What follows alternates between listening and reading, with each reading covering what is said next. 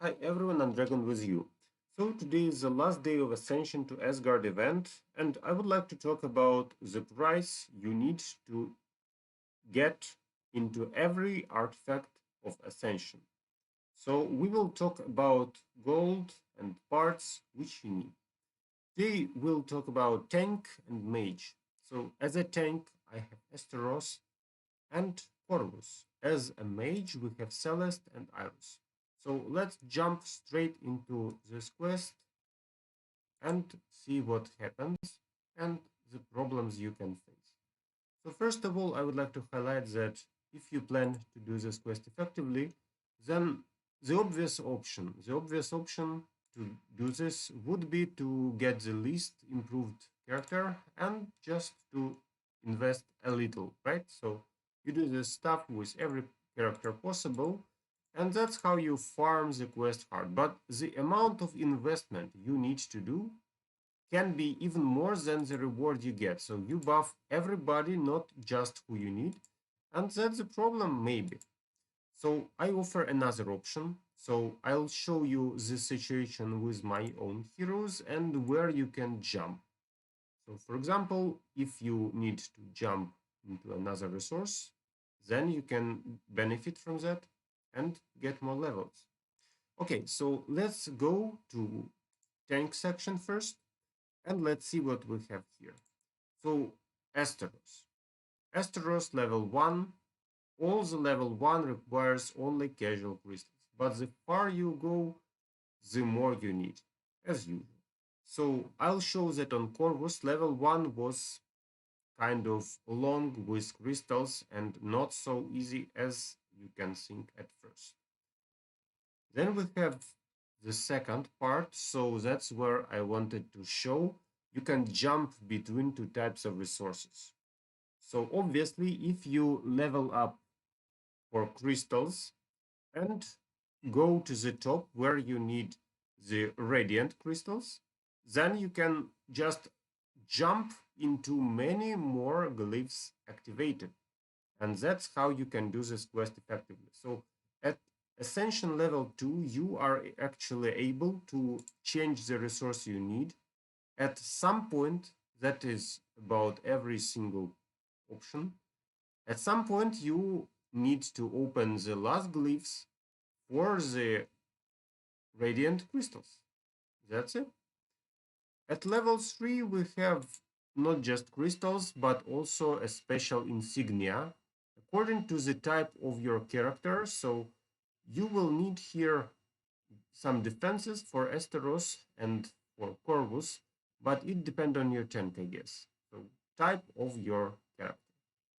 As you can see, it's pretty expensive. When you go to the last part, you get more value, but at the same time, you get more resources required to do that.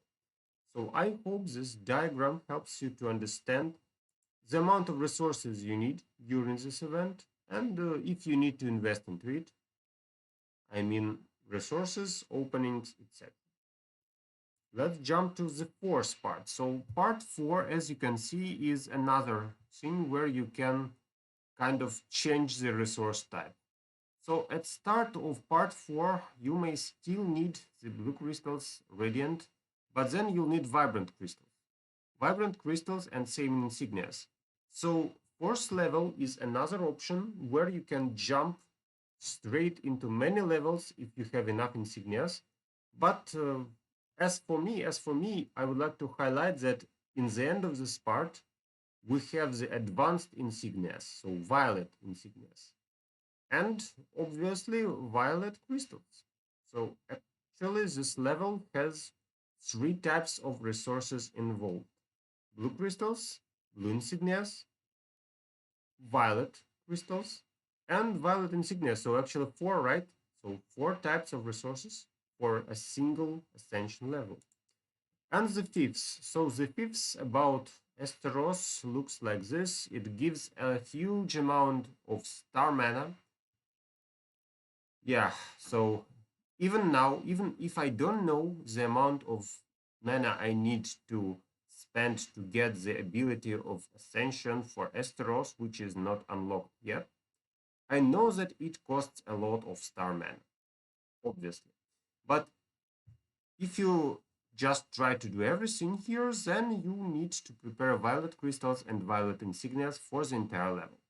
That's the plan and that's the price for Astaroth.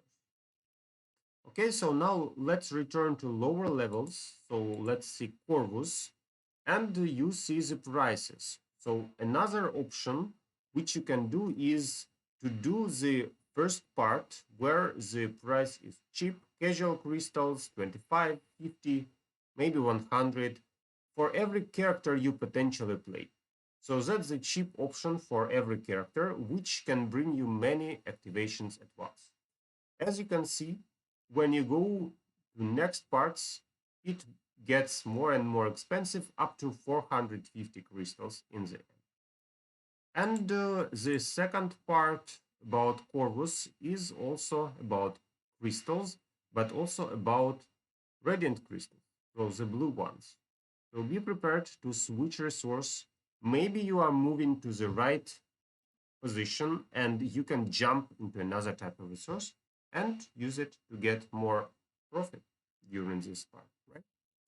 Okay, so now let me talk about mages. So as for mages, I have Celeste and Iris. Let's start from Celeste. So as you can see, I started recording Celeste stats pretty late. That's why I have Iris stats. But anyway, same story. So when you go to the last parts, you need 400 or 450 crystals, right? And that's the part where you need a huge amount of casual crystals.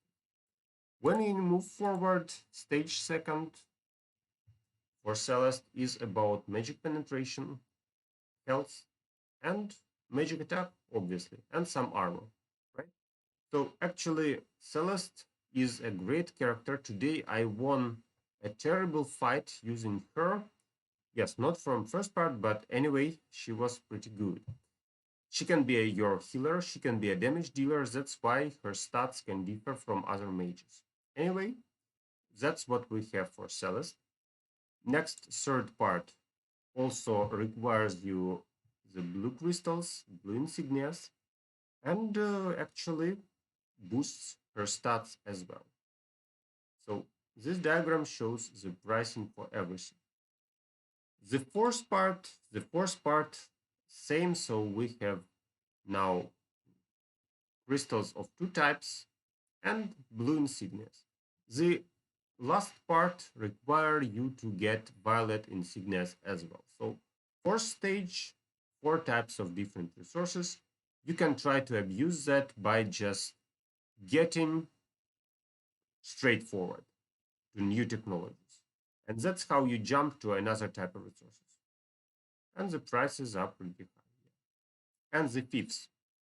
So as you can see, I haven't finished it yet, but I unlocked everything possible. And that's how it looks like. So all the stage is about violet crystals, violet insignias. And well, I don't know which ability Celeste will get from Ascension, but I really hope it will be something really valuable because she's a powerful hero and I would like to see her even better. And about first stages, so let's compare Celeste to Iris. So as you can see here for Iris, we have pretty other abilities, right? So Iris doesn't need magic penetration. She needs physical attack and penetration. So that's why the stats she gains can be pretty different because her pet Bitey deals physical damage. And if you get her some armor penetration, that works pretty nice.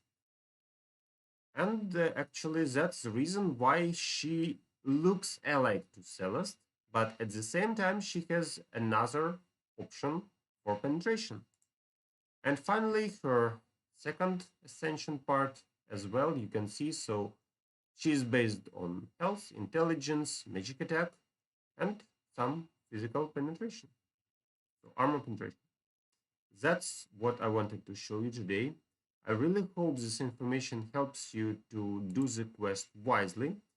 And well, let's be honest. So this amount of resources is pretty huge. you need to use several events to collect it or to be a part of a powerful guild beating Osh level 150 maybe. So actually it takes some time. That's why I told you that Ascension event is important.